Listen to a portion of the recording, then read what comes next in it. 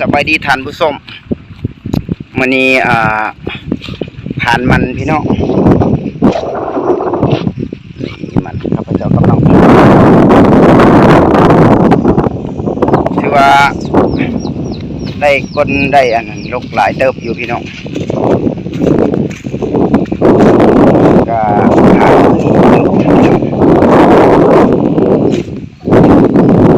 นี่เนาะของมันไงเนาะความใหญ่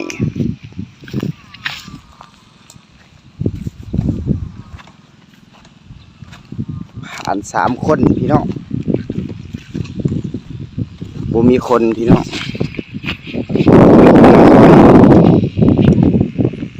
ผ่านกับป่า2 คนพี่น้อง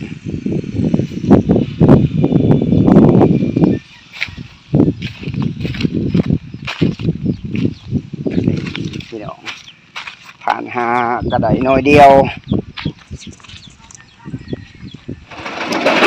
พี่น้องหลาย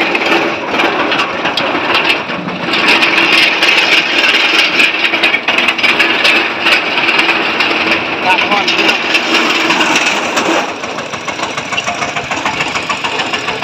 ไก่สีแล้วพี่น้องสีแล้วผ่านมันนี่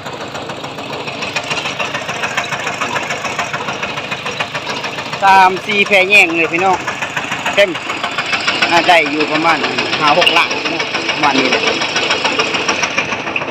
ไก่สีแล้วพี่น้องเรือน้อยเดียวอากาศร้อนร้ายพี่น้อง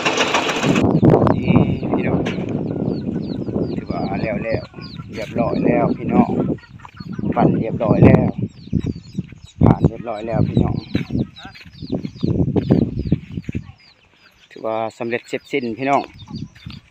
3-4 แพร่แย่งพี่น้องเต็มที่พี่น้องโอ้ยเมื่อยแห้งเก็บกับมันนี่เพื่อจะได้เงินมัน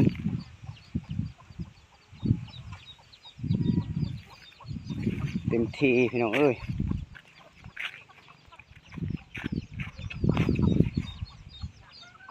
พี่น้อง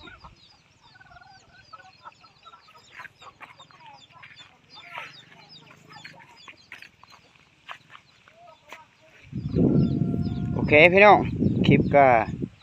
จะประมาณนี้แหละบ๊ายบาย